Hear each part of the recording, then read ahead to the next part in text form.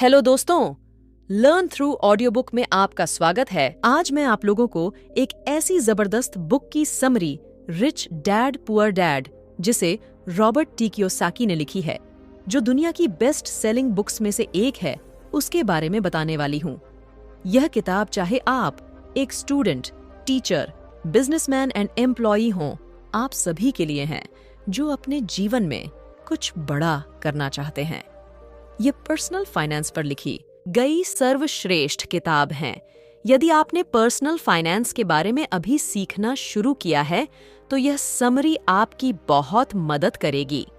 दोस्तों, शुरू करने से पहले आपको एक बात बता दूं कि इस rich dad poor dad book की पूरी समरी जरूर सुने। हमारी जिंदगी ऐसी है कि हमें अगर छोटी सी कुछ महंगी चीज भी मार्केट से खरीदना होता है तो हमें उसके बारे में 1000 बार सोचना पड़ता है, और कई बार ऐसा भी होता है कि हम उस चीज को खरीदते भी हैं। ये जो पैसों के प्रॉब्लम होते हैं, इसके बारे में ना तो स्कूल में और ना ही कॉलेज में सिखाई जाती है, ना किसी ने बताया होता है। इसी समझ को अपने अंदर डेवलप करने के लिए आपको इस rich dad poor dad book को जरूर पढ़ना चाहिए, ताकि हमारे पैसों की जो बेसिक नीड है उसको हम पूरा कर सके एंड उसको इन्वेस्ट करके उससे और पैसा कमा सके। लेखक रॉबर्ट कियोसाकी वास्तव में एक बहुप्रतिभाशाली व्यक्तित्व है। वह एक entrepreneur, investor, motivational speaker, writer और फाइनेंशियल ज्ञान कार्यकर्ता भी हैं। वह एक जापानी अमेरिकी है जिसका जन्म हिलो, हवाई में हुआ था। रॉबर्ट टी कियोसाकी ने रिच डैड बुक में क्या-क्या बताए हैं। रॉबर्ट टी कियोसाकी, जो कि इस किताब के लेखक है, उनके 2 पिता थे। उनके एक पिता जो पढ़े लिखे PhD होल्डर थे, मगर जिंदगी भर गरीब ही रहे, इसलिए रॉबर्ट उन्हें पुअर डैड कहते हैं। वहीं उनके दूसरे पिता बहुत पढ़े लिखे तो नहीं थे, मगर काफी अमीर थे। उन्हें रॉबर्ट रिच डैड बुलाते थे। उनके गरीब पिता का बस एक ही सपना था कि रॉबर्ट खूब मेहनत से पढ़ाई करे और उसके बाद किसी बड़ी सी कंपनी में नौकरी करके अपना भविष्य सुरक्षित कर लें। मगर रॉबर्ट के दूसरे पिता जो थे, वे दरअसल रॉबर्ट के दोस्त माइक के पिता थे, और वे चाहते थे कि रॉबर्ट अपनी जिंदगी में कुछ रिस्क उठाए, कुछ चैलेंज लें, क्योंकि सारे सबक सिर्फ स्कूल में ही नहीं सीखे जाते। कुछ सबक ऐसे होते हैं जिन्हें इंसान अपनी जिंदगी के तजुर्बों से ही सीखता है। स्कूली पढ़ाई सिर्फ अच्छे ग्रेड्स दिला सकती है, मगर जिंदगी की पढ़ाई बहुत कुछ सिखाती है। बेशक पढ़ाई लिखाई की अपनी अहमियत है, मगर सिर्फ इसके भरोसे बैठकर ही सब कुछ हासिल नहीं किया जा सकता। लेसन 1, अमीर लोग पैसे के लिए काम नहीं करते। एक बार एक आदमी था जिसके पास एक डोंकी था। जब भी उसे अपने डोंकी से कुछ मेहनत करवानी होती थी तो वे एक गाजर को उसके सामने लटका देता था। उस गाजर को देखते ही डोंकी उसे खाने के लालच में काम करता चला जाता था। उसे उम्मीद थी कि एक दिन वो उस गाजर तक पहुंच ही जाएगा। अब ये उस आदमी के लिए तो एक अच्छी तरकीब बन गई, मगर बेचारे गधे को कभी भी वो गाजर नहीं मिल पाई। क्यों? क्योंकि वो गाजर बस एक छलावा है। बहुत से लोग ठीक उस गधे की तरह ही होते हैं। वे मेहनत पर मेहनत किए चले जाते हैं इस उम्मीद में कि एक दिन वे अमीर बन जाएंगे, मगर पैसा उनके लिए महज एक सपना बन के रह जाता है। इस सपने के पीछे भागने से आप उस तक कभी नहीं पहुंच सकते। तो पैसे के लिए काम करने के बजाय पैसे को अपने लिए काम करने दे। जब आप अमीर बनना चाहते हैं तो सिर्फ पैसे कमाने के लिए काम ना करें, क्योंकि जैसे ही हम अमीर बनने की राह में कदम बढ़ाते हैं, हमारा डर और लालच हम पर हावी होने लगता है कि कहीं हम गरीब के गरीब ही ना रह जाए। इसी डर से हम और ज्यादा मेहनत करने लग जाते हैं। फिर हमारा लालच हम पर हावी होने लगता है। हम उन सारी खूबसूरत चीजों की कल्पना करने लगते हैं जो पैसे से हासिल की जा सकती है। अब यही डर और लालच हमें ऐसे चक्कर में उलझा देता है जो कभी खत्म ही नहीं होता। तो हम अब और मेहनत करते हैं कि और ज्यादा कमा सके, और फिर हमारा खर्च बेहिसाब से बढ़ने लगता है। इसको ही अमीर डैड रैट रेस कहते हैं। अब इसका नतीजा ये हुआ कि हम पैसे कमाने के लिए हद से ज्यादा मेहनत करते हैं, खर्च करते हैं। ये एक ट्रैप है, और आपको लालच और डर का ये ट्रैप अवॉइड करना है, क्योंकि हम में से अधिकतर लोग जो अमीर होना चाहते हैं इसी ट्रैप का शिकार हो जाते हैं। पैसे के पीछे मत भागिए, बल्कि पैसे को अपने पीछे भागने के लिए मजबूर कर दीजिए। आपकी नौकरी लगी है तो काम पर यह सोचकर मत जाइए कि हर महीने आपको एक पे चेक लेना है, क्योंकि वो पे चेक आपके सारे बिल्स मुश्किल से ही भर पाता है। ये हर महीने की कहानी बन जाती है। फिर तंग आकर आपको कोई दूसरी नौकरी ढूंढकर और ज्यादा मेहनत करने लगते हैं, लेकिन तब भी आप पैसे के लिए ही काम कर रहे होते हैं। और यही वजह है कि आप कभी अमीर नहीं बन पाते। सच का सामना कीजिए, आप खुद के लिए जवाबदेह है, दूसरों के लिए नहीं। तो आपके जो भी सवाल है खुद से पूछिए, क्योंकि उनका जवाब सिर्फ आपके ही पास है। क्या आप सिर्फ इसलिए काम कर रहे हैं कि आपकी जिंदगी में सिक्योरिटी रहे, एक ऐसी नौकरी जहां से आपको निकालने का कोई डर ना हो, या फिर आप सिर्फ 2 पैसे कमाने के लिए काम करते हैं और आपको लगता है कि एक दिन आप इस तरह अमीर हो जाएंगे? क्या बस यही आपको सेटिस्फाई करने के लिए काफी है? अगर आपका जवाब हाँ है, तो मुझे आपकी सोच पर अफसोस है, क्योंकि आपने जो अमीर बनने का सपना देखा है वो कभी पूरा नहीं होने वाला। आप हमेशा गरीबी में ही जिएंगे। लेकिन अगर आपका जवाब ना है, तो आपका पहला कदम ये होगा कि सबसे पहले आप अपने मन से डर हटा दीजिए, क्योंकि ज्यादा पैसा ना कमा पाने का डर और लालच ही आपको बगैर सोचे समझे काम करने के लिए मजबूर करता है, और हमारा यही कदम हमें नाकामयाबी की तरफ धकेलता है। बेशक हम सबके अंदर डर और चाहत की भावना होती है, लेकिन उन्हें खुद पर इतना हावी ना होने दे कि हम उनके बस में होकर उलटे सीधे फैसले लेने लग जाएं। बेहतर होगा कि हम जो भी करें पहले उसके बारे में खूब सोच लें। हमेशा दिल से नहीं, बल्कि दिमाग से काम ले। हर सुबह अपने आप से पूछिए, क्या आप उतना कर पा रहे हैं जितना कि आपको करना चाहिए? क्या आप अपनी पोटेंशियल का पूरा इस्तेमाल कर पा रहे हैं? आम लोगों की तरह सोचना छोड़ दीजिए, जो काम सिर्फ और सिर्फ पैसे के लिए करते हैं। ये सोचना छोड़ दीजिए, मेरा बॉस कम पैसा देता है, मुझे ज्यादा मिलना चाहिए, इससे ज्यादा कमा सकता हूँ। याद रखिए, आपकी परेशानियों के लिए सिर्फ आप जिम्मेदार हैं, कोई और नहीं। बॉस आपकी सैलरी नहीं बढ़ाता तो उसे इल्जाम मत दीजिए, टैक्स को इल्जाम मत दीजिए। जब आप खुद की समस्याओं की जिम्मेदारी लेते हैं, तब सिर्फ आप ही उसका हल निकाल सकते हैं। यही वो पहला सबक है जो अमीर डैड ने रॉबर्ट को सिखाया। इस सबक का एक पार्ट ये भी था कि अमीर डैड ने उन्हें एक कन्वीनियंस स्टोर में काम पर लगा दिया। उन्हें इस काम के कोई पैसे नहीं मिले, वे बस काम करते रहे। इसका फायदा ये हुआ कि वे अपने दिल से काम में लगे रहे, और इस दौरान कई नए आइडिया उनके दिमाग में आते रहे। पैसे को अपने पीछे कैसे भगाया जाए, इस बारे में उन्हें कई विचार मिले। उन्होंने देखा कि उस स्टोर की क्लर्क कॉमिक्स बुक के फ्रंट पेज को 2 हिस्सों में फाड़ देती थी। आधा हिस्सा वो रख लेती और आधा हिस्सा फेंक देती थी। देर शाम स्टोर में एक डिस्ट्रीब्यूटर आया करता था। वो कॉमिक्स बुक के ऊपरी आधे हिस्से को क्रेडिट के लिए लेता और बदले में नई कॉमिक्स बुक्स दे जाया करता। एक दिन उन्होंने उस डिस्ट्रीब्यूटर से पूछा कि क्या वो पुरानी कॉमिक्स बुक्स ले सकते हैं। वो इस शर्त पर मान गया कि वे उन कॉमिक्स को बेचेंगे नहीं। ये उनके दिमाग में बिजनेस का एक नया आइडिया था। उन्होंने वे पुरानी कॉमिक्स अपने दोस्तों और बाकी बच्चों को पढ़ने के लिए किराए पर देनी शुरू कर दी। बदले में वे हर किताब का 10 सेंट किराया वसूल करते थे। हर किताब सिर्फ 2 घंटे के हिसाब से पढ़ने के लिए दी जाती थी। तो असल मायनों में वे उन्हें बेच नहीं रहे थे।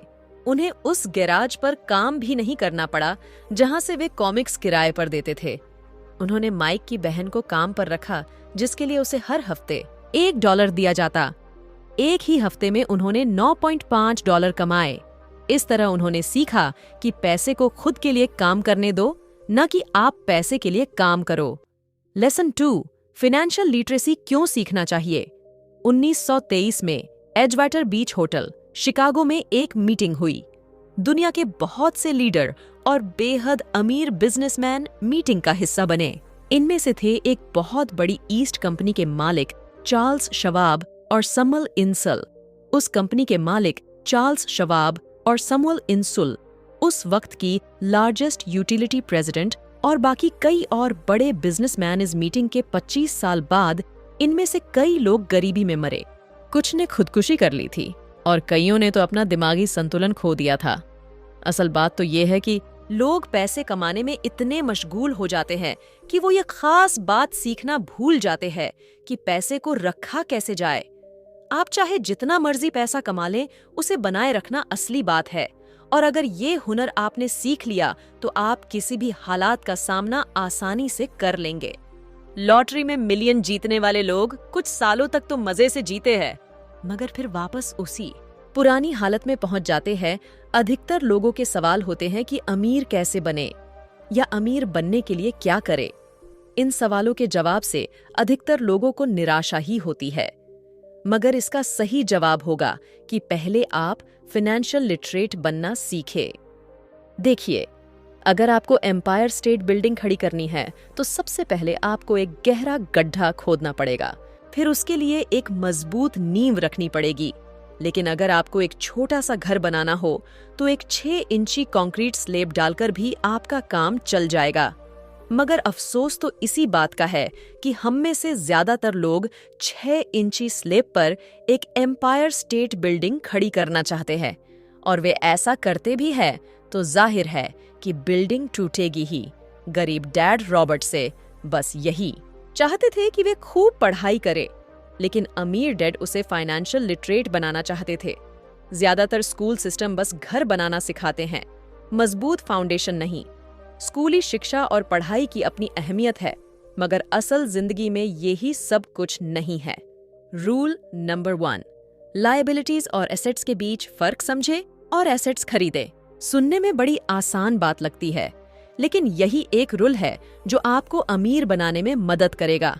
अक्सर गरीब और मिडिल क्लास लोग लायबिलिटीज को एसेट्स समझ लेते हैं, मगर अमीर लोग जानते हैं कि असल में एसेट्स होते क्या हैं और वो वही खरीदते हैं। अमीर डैड किस प्रिंसिपल में यकीन रखते हैं, जिसका मतलब है कीप इट सिंपल स्टूपिड। अमीर डैड ने लेखक और उसके दोस्त माइक को यही सिंपल बात सिखाई, जिसकी बदौलत वे इतनी मजबूत फाउंडेशन रखने में कामयाब रहे। इस सीख की यही सिंपल बात है कि लायबिलिटीज और एसेट्स के बीच फर्क समझे और एसेट्स खरीदे।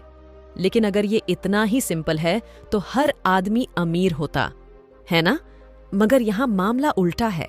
ये दरअसल इतना सिंपल है कि हर कोई इस बारे में सोचता तक नहीं है। लोगों को लगता है कि उन्हें लायबिलिटीज और एसेट्स के बीच फर्क पता है, मगर उन्हें सिर्फ लिटरेसी के बारे में मालूम है, फाइनेंशियल लिटरेसी के बारे में नहीं। लायबिलिटीज और एसेट्स क्या है? लायबिलिटीज आपका वो चीज है जहां से आपको पैसा कभी नहीं आएगा, मतलब जिसको आप अपने पैसे देकर खरीदते हो, सिर्फ अपने काम के लिए, जहां आपको 1 रुपए भी नहीं मिलेगा।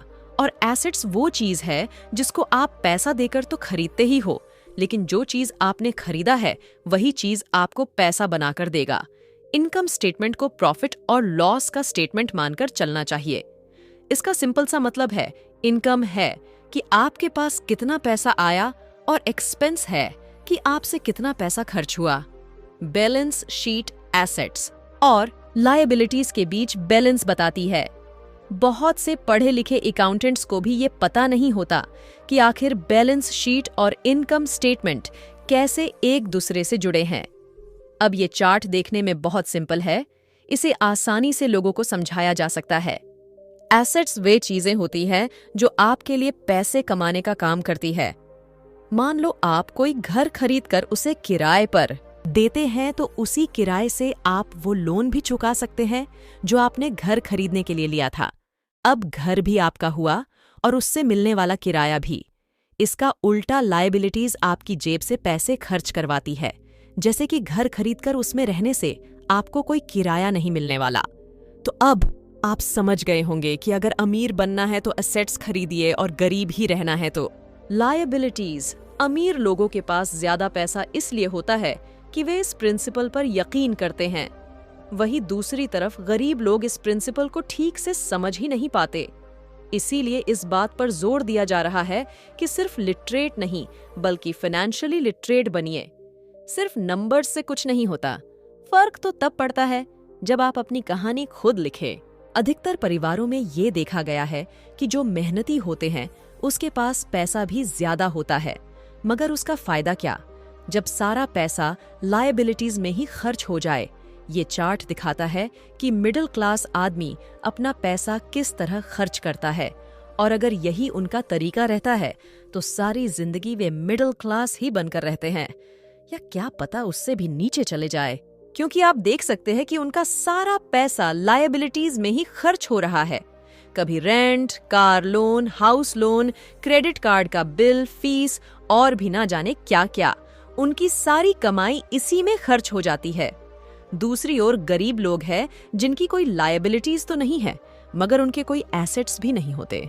वे भी पैसा कमाते हैं, सैलरी पाते हैं, मगर हर रोज के खर्चों में उनका सारा पैसा खर्च हो जाता है। माना एक गरीब आदमी $1000 कमाता है, उसमें से $300 वो अपने छोटे से घर के किराए में खर्च होता है, $200 उसके आने जाने का किराया, $200 टैक्स और $200 खाने और कपड़ों में खर्च हो जाता है। अब उसके पास बचा क्या? कुछ भी नहीं। और कभी कभी तो उधार लेकर काम चलाना पड़ता है, जिससे वो और गरीब हो जाता है। इसका उल्टा अमीर लोग एसेट्स खरीद कर रखते हैं, फिर उनके वो एसेट्स उन्हें और पैसा कमा कर देते हैं। उनकी कमाई इसी तरह 2 से 4, 4 से 8 होती जाती है। अधिकतर अमीर लोग दिमाग से काम लेते हैं। वे घर लोन पर लेकर उसे किराए पर लगा देते हैं। बिना मेहनत के हर महीने किराया मिलता है, जिससे वे अपना लोन भी चुकता कर लेते हैं। मान लीजिए लोन की इंस्टॉलमेंट $1 है, तो ये अपने घर का $2 किराया वसूल करेंगे। $1 बैंक को देंगे, $1 अपनी जेब में। तो हो गया ना ये बिना मेहनत के पैसा कमाना। तो असल में अमीर डैड और गरीब डैड के बीच बस सोच का फासला है। अपना पैसा कैसे खर्च करे, सिर्फ यही मुद्दे की बात है और कुछ नहीं। 1960 के दिनों में अगर बच्चों से पूछा जाता था कि वे बड़े होकर क्या बनेंगे, तो सबके पास यही जवाब होता था कि वे अच्छे ग्रेड्स लाएंगे और डॉक्टर बनेंगे। तब सबको यही लगता था कि अच्छे ग्रेड्स लेकर वे बहुत पैसा कमा सकेंगे। हालांकि उनमें से बहुत बच्चे आज बड़े होकर डॉक्टर बन चुके हैं। इसके बावजूद उनमें से काफी लोग आज भी फाइनेंशियली स्ट्रगल करते नजर आएंगे, क्योंकि उन्हें हमेशा यही लगा कि ज्यादा पैसा कमाने से उनकी सारी परेशानियां दूर हो जाएंगी। मगर आज के दौर में ऐसा नहीं है। आज बहुत से बच्चे फेमस एथलीट बनना चाहते हैं, या फिर सीईओ, या फिर कोई मूवी स्टार या रॉक स्टार, क्योंकि उन्हें पता है कि सिर्फ अच्छी पढ़ाई और अच्छे ग्रेड्स के भरोसे बैठकर वे करियर में सक्सेस नहीं पा सकते। आजकल फाइनेंशियल नाइटमेयर बहुत आम हो गया है। अक्सर नए शादीशुदा जोड़े ये सोचते हैं कि उनकी सैलरी अब डबल हो जाएंगी, क्योंकि दोनों लोग कमा रहे हैं। एक छोटे से घर में रहते हुए वे अब बड़े घर के सपने देखते हैं, इसलिए वे पैसा बचाना शुरू कर देते हैं। इसकी वजह से उनका सारा ध्यान सिर्फ अपना करियर बनाने पर होता है। उनकी कमाई बढ़ने लगती है तो जाहिर है उसी हिसाब से खर्च भी होगा। अब जब आप फाइनेंशियली लिटरेट हुए बिना पैसा बनाते हैं या बिना सोचे समझे उसे खर्च करते हैं, तो होता ये है कि आप पहले से भी ज्यादा खर्च करने लगते हैं। ये एक ऐसा चक्रव्यूह है जो फिर चलता ही रहता है। नए जोड़े ने अब इतना पैसा कमा लिया कि वे एक बड़ा सा घर खरीद सके। उन्हें तो यही लगेगा कि वे अब थोड़े अमीर हो गए हैं, मगर असलियत तो ये है कि बड़े घर के साथ उन्होंने नई लायबिलिटीज भी खरीद ली है। उनके कैश फ्लो में अब प्रॉपर्टी टैक्स का खर्च बढ़ गया। अब उन्हें एक नई गाड़ी भी चाहिए, फर्नीचर भी, सब कुछ नया। उनकी लायबिलिटीज बढ़ती ही चली जा रही है, और ज्यादातर होता यही है कि इनकम के साथ साथ खर्च भी बढ़ने लगते हैं। फिर एक दिन अचानक इस सच्चाई का खुलासा होता है, मगर तब तक हम इस रैट रेस में बुरी तरह फंस चुके होते हैं। फिर ऐसे ही लोग हमारे लेखक रॉबर्ट के पास आकर पूछते हैं कि अमीर कैसे बना जाए। अब यही सवाल तो मुसीबत की जड़ है, क्योंकि सबको लगता है कि पैसा ही हर चीज का इलाज है।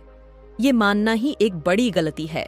उनकी समस्या ये नहीं है कि वे ज्यादा नहीं कमा रहे, बल्कि ये है कि जो कुछ उनके पास है उसे हैंडल कैसे करे।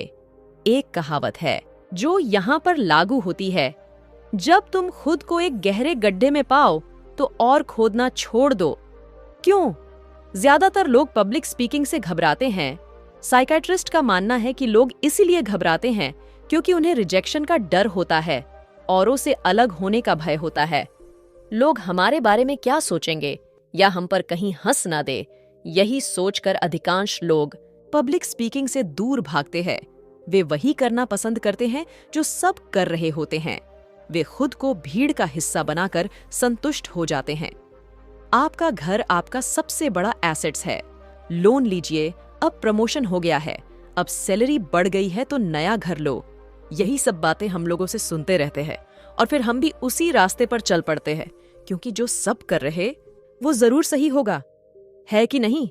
मगर नहीं, ऐसा बिल्कुल नहीं है। अमीर डैड ने कहा था कि जापानीज लोग 3 चीजों की ताकत जानते थे: तलवार, कीमती जवाहरात और शीशा। तलवार बाजुओं की ताकत का प्रतीक है, कीमती जवाहरात पैसे की ताकत का, और शीशा खुद के अंदर छुपी हुई ताकत को दिखाता है।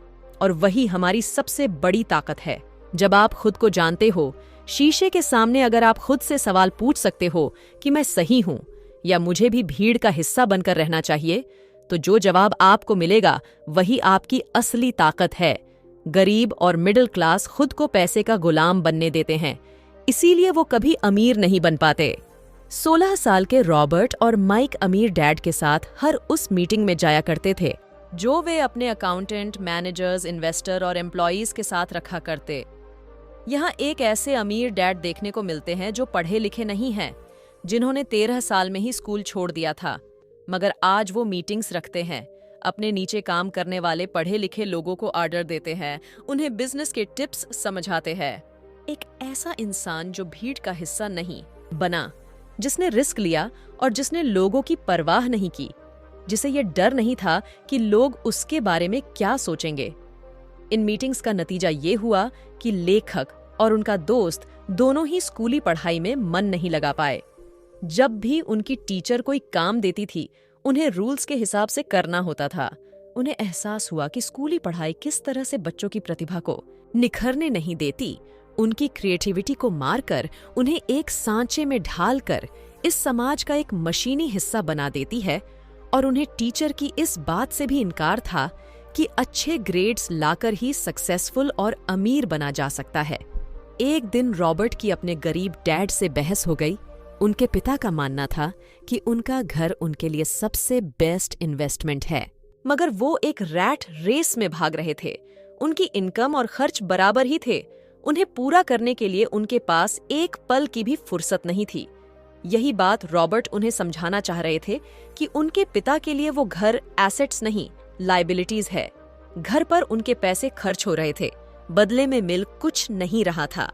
ये बात उनके गरीब डैड समझ नहीं पा रहे थे, और यही फर्क था गरीब और अमीर डैड के बीच। खैर, उनकी बहस चलती रही। उन्होंने अपने गरीब पिता को बताया कि अधिकतर लोगों की जिंदगी लोन चुकाने में ही निकल जाती है। जिस घर को वे खरीदते हैं उसके लिए वे 30 साल तक लोन भरते हैं, फिर एक और बड़ा घर लेते हैं और लोन रिन्यू करवाते हैं। अब घर की कीमत भी उसी हिसाब से बढ़ेगी या नहीं, ये निर्भर करता है।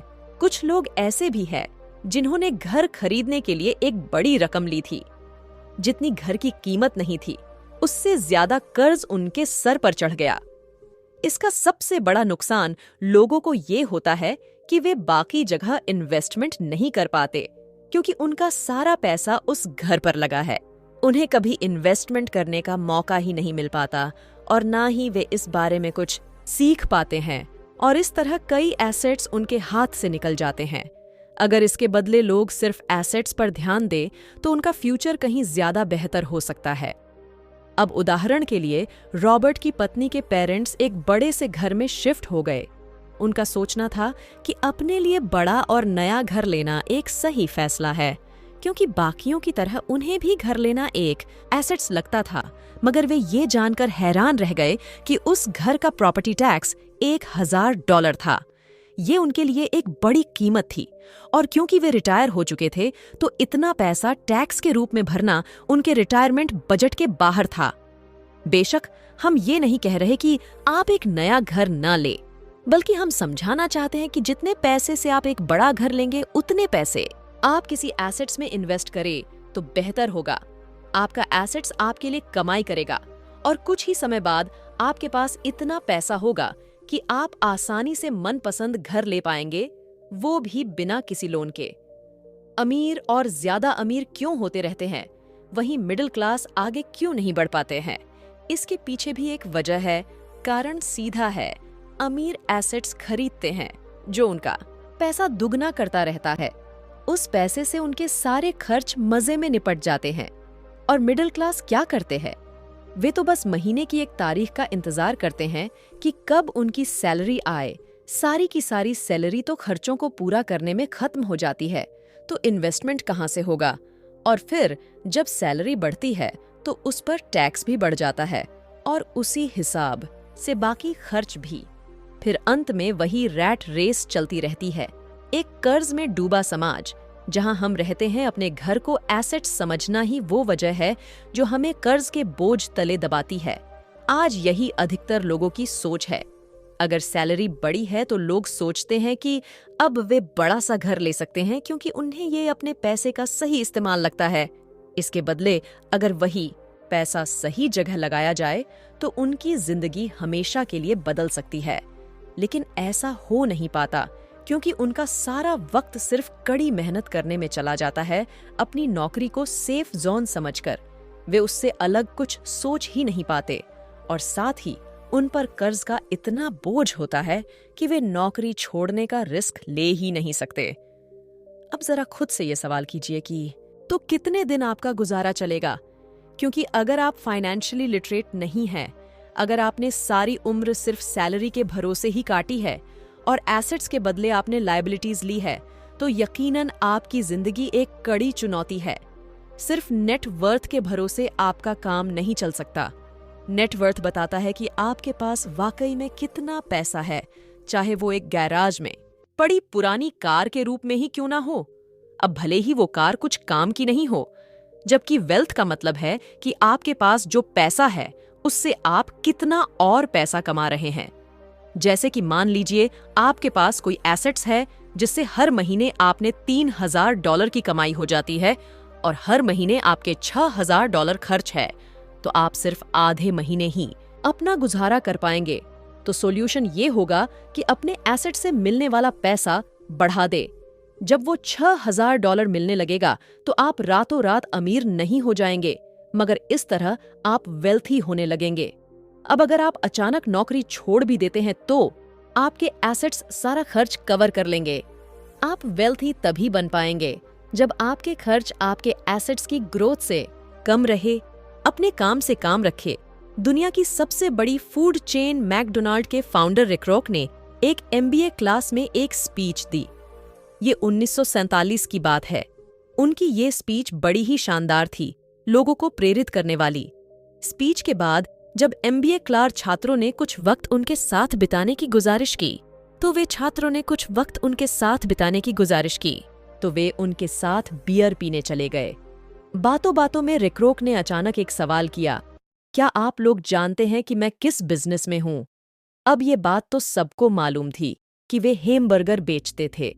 इस बात पर वे हंसने लगे और बोले कि उनका असल बिजनेस तो रियल एसेट्स है, क्योंकि मैकडोनाल्ड के लिए हर लोकेशन का चुनाव सोच समझकर किया जाता है।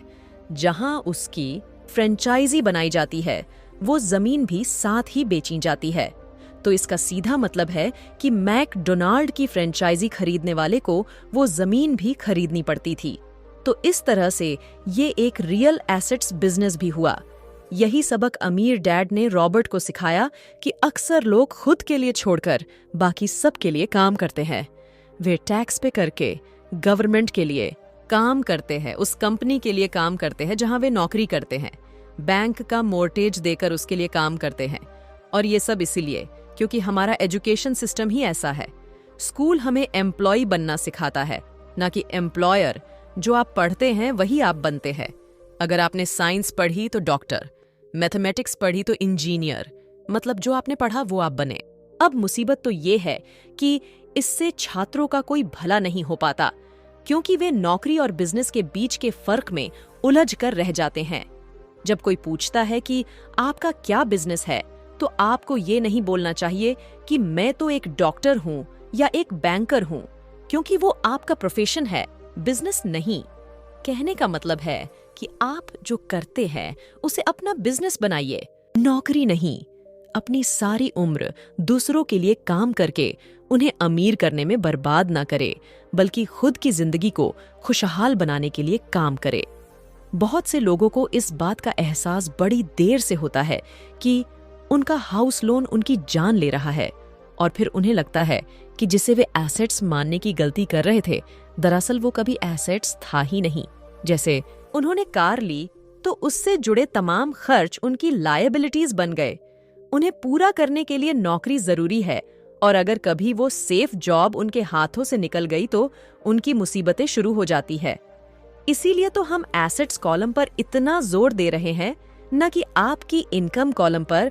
और फाइनेंशियली सिक्योर होने का यही एक तरीका है। आप कितने अमीर हैं ये जानने का सही तरीका नेट वर्थ इसीलिए नहीं है क्योंकि जब भी आप अपने एसेट्स बेचते हैं तो उन पर भी टैक्स लगता है। आपको उतना पैसा नहीं मिलता जितना कि आप सोचते हैं। आपके बैलेंस शीट के हिसाब से आपको जितना भी पैसा मिलेगा उस पर भी आपको टैक्स देना पड़ेगा। जो आप कर रहे हैं उसे एकदम मत छोड़िए। ये किताब आपको कभी भी ये सलाह नहीं देगी। अपनी नौकरी करते रहिए, पर साथ ही एसेट्स भी जमा कीजिए। और एसेट्स से मेरा मतलब है सही और असली मायने में एसेट्स।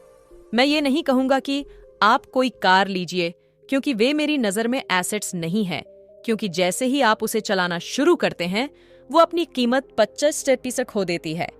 जितना हो सके खर्च में कटौती करे और लायबिलिटीज घटाए। अब किस तरह के एसेट्स खरीदे जाने चाहिए, यहां हम आपको कुछ उदाहरण देते हैं। नंबर 1, ऐसा बिजनेस जहां आपकी मौजूदगी जरूरी ना हो, जो दूसरे लोग आपके लिए आपके बिजनेस चलाए, क्योंकि आप वहां ज्यादा वक्त देंगे तो वो बिजनेस नहीं, वो नौकरी ही होगी। नंबर 2, रियल एसेट्स में पैसा लगाए। नंबर 3, स्टॉक और बॉन्ड खरीदे। जब एसेट्स खरीदे तो अपनी पसंद की चीजों पर पैसा लगाए, क्योंकि आपका मन होगा तभी आप उसमें ध्यान दे पाएंगे। अगर उसमें आपकी रुचि होगी तो आप उसे बेहतर समझ पाएंगे। रॉबर्ट को रियल एसेट्स और स्टॉक्स में रुचि थी, खासकर छोटी कंपनियों में इन्वेस्ट करना। अपने अमीर डैड की सलाह पर उसने अपनी नौकरी कभी नहीं छोड़ी। वो जॉब करते रहे, साथ ही अपने एसेट्स कॉलम को बड़ा और मजबूत बनाते चले गए। एक पैसा भी जो आप कमाते हैं उसे बेकार ना जाने दें। अपने पैसे को अपना गुलाम मानकर चलिए जो आपके लिए काम करे। आप लग्जरी खरीदना चाहते हैं, शौक से खरीदे, कोई बड़ी बात नहीं, मगर ये ना भूले कि अमीर और मिडिल क्लास में यही सोच का फर्क है। जहां मिडिल क्लास पैसा आते ही पहले लग्जरी में खर्च करते हैं, वहीं अमीर आदमी उसे लास्ट में खरीदते हैं। इतना समझ लेने के बाद अब अगले चैप्टर में आप अमीर लोगों के सबसे बड़े सीक्रेट के बारे में जानेंगे। अलेक्जेंडर ग्राहम बेल ने टेलीफोन इन्वेंट करने के बाद उसे पेटेंट कर दिया था। इनका बिजनेस बड़ा और संभालने में मुश्किल होने लगी, तो वे वेस्टर्न यूनियन गए और उन्हें अपना पेटेंट और छोटी सी कंपनी $1,00,000 में बेचने की पेशकश की। उस वक्त के वेस्टर्न यूनियन के प्रेसिडेंट ने पेशकश ठुकरा दी। उन्हें ये दाम कुछ ज्यादा लग रहे थे, और फिर उसके बाद एक बड़ी कंपनी AT&T का जन्म हुआ। रॉबर्ट 1948 से प्रोफेशनल तौर पर पढ़ा रहे थे। एक चीज जो हजारों लोगों को पढ़ाने के बाद उन्होंने जानी, वो ये कि उन सब लोगों में पोटेंशियल था, बल्कि हर एक इंसान में पोटेंशियल है जो हमें महान बना सकती है। इसके बावजूद जो हमें रोकता है वो है खुद पर डाउट रखना। स्कूल छोड़ने के बाद हमें पता चलता है कि जिंदगी में आगे बढ़ने के लिए सिर्फ ग्रेड्स ही काफी नहीं होते। जैसे सिर्फ स्मार्ट लोग ही आगे नहीं बढ़ते, बल्कि वे लोग भी बढ़ते हैं जो बोल्ड भी होते हैं। ये सच है कि फाइनेंशियल जीनियस होने के लिए इसकी नॉलेज भी होनी चाहिए, मगर साथ ही हिम्मत और बोल्डनेस भी चाहिए। ज्यादातर लोग पैसे के मामले में कोई रिस्क नहीं लेना चाहते, मगर अमीर होने के लिए आपको रिस्क लेने ही पड़ेंगे, क्योंकि हो सकता है आने वाले सालों में एक नया बिल गेट्स पैदा हो या अगला अलेक्जेंडर ग्राहम बेल, और बाकी शायद दिवालिया बनकर गरीब हो जाए। अब ये आपकी मर्जी है, आप इनमें से क्या बनना चाहते हैं। अगर आप अपना फाइनेंशियल IQ बढ़ाते हैं तो आप बहुत कुछ हासिल कर सकते हैं। और अगर नहीं तो आने वाले साल और भी डरावने हो सकते हैं, क्योंकि हर पुराना जाता है तो नया आता है। तो जो आज है वही सबसे खुशहाल वक्त है। आज के दौर में लोग ज्यादा फाइनेंशियली स्ट्रगल कर रहे हैं क्योंकि उनकी सोच अभी भी पुरानी ही है। फिर वे अपनी गलती ना मानकर या तो अपने बॉस को इल्जाम देंगे या नई टेक्नोलॉजी को। जो कभी कल के दौर में एसेट्स था वही आज लायबिलिटी बन चुका है। तो आपको अपडेट रहने की जरूरत है। रॉबर्ट ने एक गेम डिजाइन किया है जिसे वे कैश फ्लो कहते हैं। ये लोगों को सिखाता है कि पैसा कैसे काम करता है, अमीर बनने की राह क्या है और रैट रेस से बाहर कैसे निकले।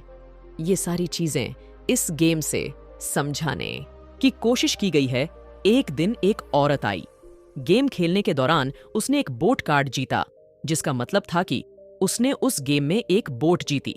वो औरत बड़ी खुश हुई, मगर जब उसे पता चला कि बोट लेने के लिए उसे एक बड़ी रकम टैक्स भरनी होगी तो उसकी खुशी गायब हो गई। वो बोट उसके लिए अब एसेट्स नहीं बल्कि लायबिलिटी बन गई। उसे अब पता चला कि ऐसे तो ये बोट उसकी जान ही ले लेगी। उसे ये आइडिया समझ नहीं आया और उसने रिफंड की मांग की। उसे उसके पैसे वापस मिल गए और वो चली गई। मगर बाद में उसने फोन करके बताया कि उसे अब गेम का आइडिया कुछ समझ आने लगा था। वो उस गेम से अपनी लाइफ को जोड़कर देख पा रही थी। पैसा कैसे काम करता है, इस बात को समझ न पाने की वजह से उसका गुस्सा जायज था। हम भी अक्सर यही करते हैं। जो बात हमारी समझ से परे होती है उस पर हमें गुस्सा आता है और हम जिंदगी की हर परेशानी के लिए उसे ब्लेम करना शुरू कर देते हैं। मगर अगर ठंडे दिमाग से सोचे तो ये तरीका एकदम गलत होगा। बेहतर होगा कि हम उन्हें समझने की कोशिश करें तो गेम ऑफ लाइफ जीत सकते हैं। बहुत से लोग कैश फ्लो गेम में खूब पैसा जीतते हैं, फिर उन्हें समझ नहीं आता कि उस पैसे का क्या करे तो वे हारने लगते हैं। इसकी वजह है उनकी पुरानी सोच जो उनको आगे नहीं बढ़ने देती, और फिर वे बाद में सारा पैसा ही हार बैठते हैं। कुछ लोग कहते हैं कि वो हार गए क्योंकि उनके पास सही पत्ते नहीं थे। बहुत से लोग इसी तरह जिंदगी में सही मौकों की तलाश में बैठे रहते हैं। कुछ लोगों को तो सही मौका मिलता भी है तो उसका फायदा नहीं उठा पाते क्योंकि वे कहेंगे कि उनके पास पैसा ही नहीं था। अब कुछ ऐसे भी होते हैं जिन्हें पैसा और मौका दोनों मिलता है, फिर भी वे कुछ हासिल नहीं कर पाए क्योंकि दरअसल वे समझ ही नहीं पाए कि ये एक अपॉर्चुनिटी है। फाइनेंशियल इंटेलिजेंस का मतलब है कि आप पैसे को लेकर कितने क्रिएटिव हो सकते हैं।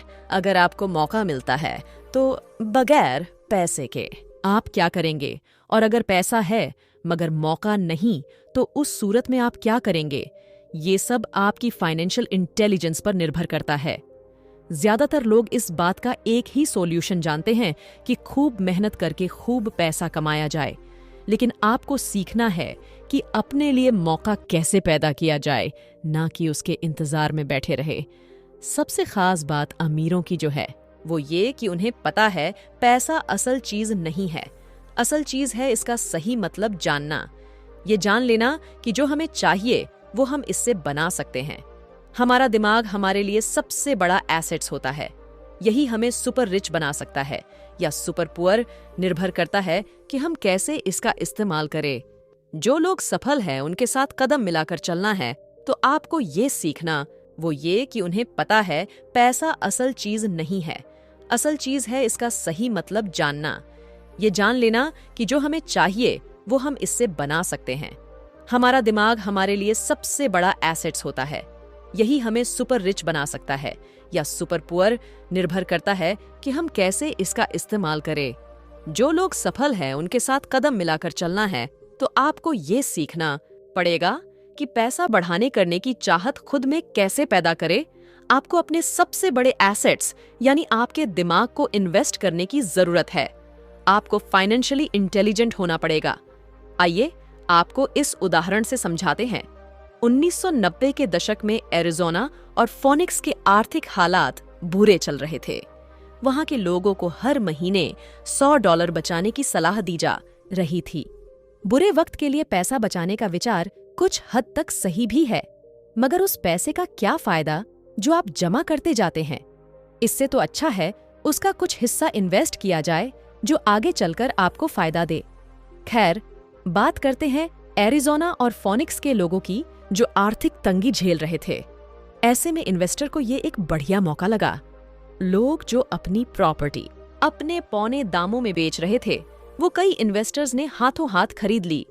रॉबर्ट ने भी $75,000 की कीमत वाला एक घर सिर्फ $20,000 में खरीद लिया। इसके बाद उन्होंने अटॉर्नी के ऑफिस में एक एड दिया। $75,000 वाला घर सिर्फ $60,000 में लेने के लिए ग्राहक टूट पड़े। रॉबर्ट का फोन बजना बंद ही नहीं हो रहा था। ये पैसा उनको उस एसेट से मिलने जा रहा था जो उन्होंने प्रॉमिसरी नोट के रूप में ग्राहक से लिया था, और उन्हें ये पैसा कमाने में केवल 5 घंटे लगे।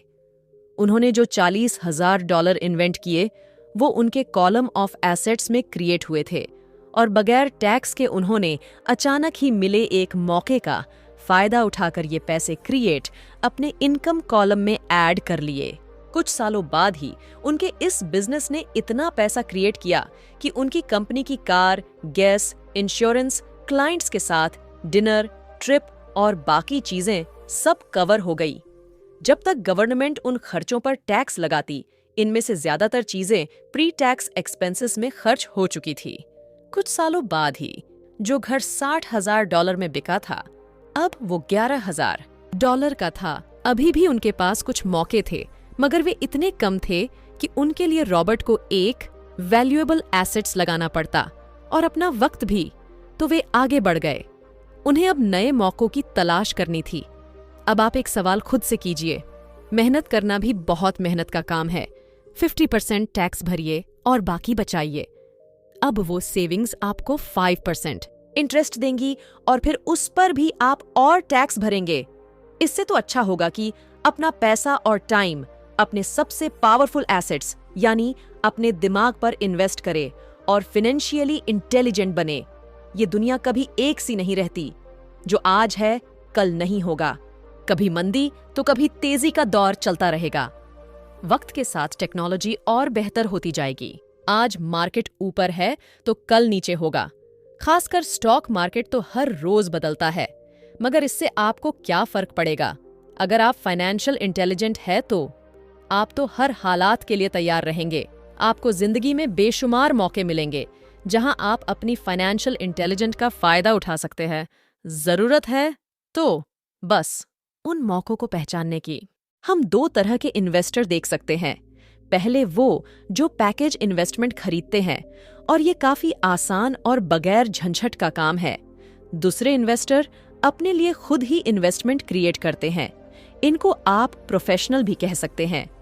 जितना ये इन्वेस्ट करते हैं उससे कई गुना ज्यादा पैसा बना लेते हैं। अब अगर आप इस तरह के इन्वेस्टर बनना चाहते हैं तो आपको खास तौर पर इन 3 स्किल्स को समझने की जरूरत है। नंबर 1, ऐसी अपॉर्चुनिटी ढूंढिए जो बाकी न ढूंढ सके हो। याद रहे, आपकी दिमाग वो देख सकता है जो बाकियों की आंखें भी न देख पाए। नंबर 2, पैसा बढ़ाइए। जब पैसे की जरूरत पड़े, मिडिल क्लास के लोग केवल बैंक जाते हैं, मगर दूसरे टाइप के इन्वेस्टर पैसा बढ़ाकर कैपिटल को बढ़ाते हैं। उन्हें हमेशा बैंक की जरूरत नहीं पड़ती। नंबर 3, स्मार्ट लोगों को ऑर्गेनाइज कीजिए। इंटेलिजेंट लोग वे होते हैं जो अपने से ज्यादा स्मार्ट लोगों के साथ मिलकर काम करते हैं।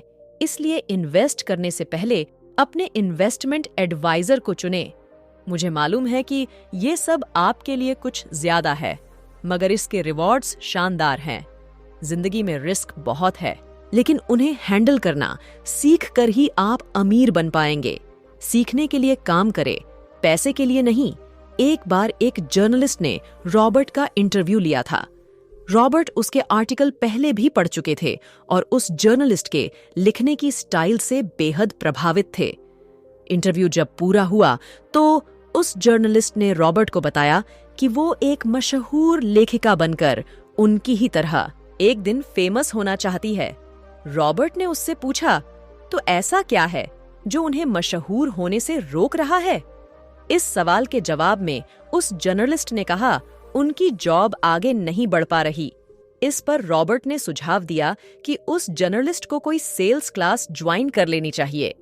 जर्नलिस्ट ने बताया कि उनकी एक दोस्त उन्हें पहले ही ये ऑफर दे चुकी है, मगर उन्हें ये छोटा काम लगता है। वे ये भूल गई थीं कि रॉबर्ट खुद कभी सेल्स स्कूल जा चुके थे। इस बात का पॉइंट ये है कि अगर आपके पास कोई टैलेंट है जिसके दम पर आप कुछ पैसा कमाना चाहते हैं, तो आपका टैलेंट काफी नहीं होगा, क्योंकि उस टैलेंट को कैसे यूज किया जाए, जब तक आप ये बात नहीं जानते, आपका टैलेंट यूं ही बेकार है। जब तक आप उसे लोगों के सामने पेश करने का हुनर नहीं सीख जाते, आप कुछ नहीं कमा सकते। तो बेचने की कला सीखने में कोई शर्म की बात नहीं है। किसी भी सेल्समैन को इसके लिए शर्मिंदा नहीं होना चाहिए। एक जो सबसे बड़ा फर्क अमीर डैड और गरीब डैड के बीच था, वो ये है कि गरीब डैड हमेशा नौकरी की चिंता करते थे कि जॉब हमेशा सिक्योर रहे, क्योंकि एक सेफ जॉब ही उनके लिए सब कुछ थी। जबकि अमीर डैड हमेशा सिर्फ और सिर्फ कुछ सीखने पर जोर देते थे। अमीर बनने के लिए आपको बहुत कुछ सीखना पड़ेगा। इसके अलग पहलू को देखें तो स्कूल हमें रिवॉर्ड करते हैं किसी एक ही खास चीज में महारत के लिए। इसे एक उदाहरण से समझते हैं।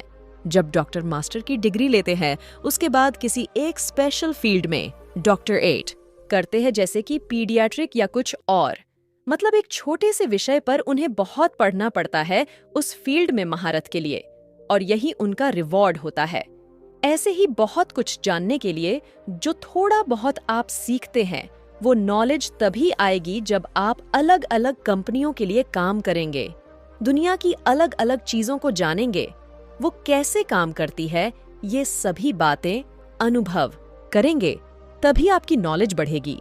शायद यही वजह थी कि अमीर डैड छोटे रॉबर्ट और माइक को अपने साथ लेकर जाते थे जब वे अपने डॉक्टर, अकाउंटेंट्स, लॉयर या किसी प्रोफेशनल से मिलने जाते। जब रॉबर्ट ने मेरिन कॉर्प्स ज्वाइन करने के लिए अपनी हाई पेइंग जॉब छोड़ी, तो उनके गरीब मगर पढ़े लिखे पिता समझ नहीं पा रहे थे कि आखिर रॉबर्ट ने ऐसी शानदार नौकरी क्यों छोड़ी। वे एक तरह से इस फैसले से सख्त निराश हुए। रॉबर्ट ने उन्हें समझाने की हर मुमकिन कोशिश की कि उनका ऐसा करना क्यों जरूरी था, मगर उन्हें ये बात हजम नहीं हो रही थी। रॉबर्ट ने उन्हें कहा कि वे सीखना चाहते हैं कि खुले आसमान में कैसे उड़े। उन्हें जानना था कि वर्कर्स की टीम को कैसे हैंडल किया जाए, किसी भी कंपनी को अपने बलबूते पर चलाना कितना मुश्किल काम है। रॉबर्ट ये सब सीखना चाहते थे। वियतनाम से लौटने के बाद रॉबर्ट ने अपनी जॉब से रिजाइन कर दिया और ज़ीरॉक्स कॉर्प्स को ज्वाइन कर लिया। उन्हें ये नौकरी किसी फायदे के लिए नहीं चाहिए थी। वो इतने शर्मीले थे कि किसी को कुछ भी बेचने के ख्याल से ही उन्हें पसीना आ जाता था। अपनी इसी कमी को दूर करने के लिए उन्होंने ज़ेरॉक्स के सेल्स ट्रेनिंग प्रोग्राम की शिक्षा ली। इसके बाद रॉबर्ट ने खुद अपनी कंपनी की शुरुआत की और अपना पहला शिपमेंट भेजा। वे अगर इसमें नाकामयाब रहते तो पक्का दिवालिया हो जाते, लेकिन उन्होंने ये रिस्क लिया और अपने अमीर डैड की सीख को याद रखा कि बेशक आप 30 की उम्र से पहले दिवालिया होने का रिस्क ले सकते हो, क्योंकि इस उम्र में आपको रिकवर होने का मौका भी मिल जाता है। ज्यादातर एम्प्लॉई अपने वर्कर्स को इतना तो पे करते हैं कि वे काम छोड़ कर ना जाएं, और ज्यादातर वर्कर भी खूब मेहनत इसीलिए करते हैं कि वे काम से न निकाले जाएं। इसलिए तो उन्हें सिर्फ अपनी सैलरी और कंपनी से मिलने वाले फायदों से ही मतलब होता है। इस सोच के साथ उनके कुछ साल तो बढ़िया गुजरते हैं, मगर ये लंबे समय तक काम नहीं करता। तो क्यों ना आप वो सब कुछ अभी सीखे जो आप सीखना चाहते हैं, इससे पहले कि आप कोई एक खास प्रोफेशन अपने लिए चुने, क्योंकि अगर एक बार आपने अपना प्रोफेशन चुन लिया तो आप हमेशा के लिए उसी से बंद कर रह जाएंगे। निष्कर्ष दोस्तों, अगर आपको आज का हमारा यह rich dad poor dad book summary अच्छा लगा हो तो आप इसे अपने दोस्तों के साथ शेयर करें। और आपने इस समरी से क्या कुछ नया सीखा, हमें कमेंट करके जरूर बताएं, और हमारे channel learn through audio book को जरूर सब्सक्राइब करें। आपका बहुमूल्य समय देने के लिए दिल से धन्यवाद।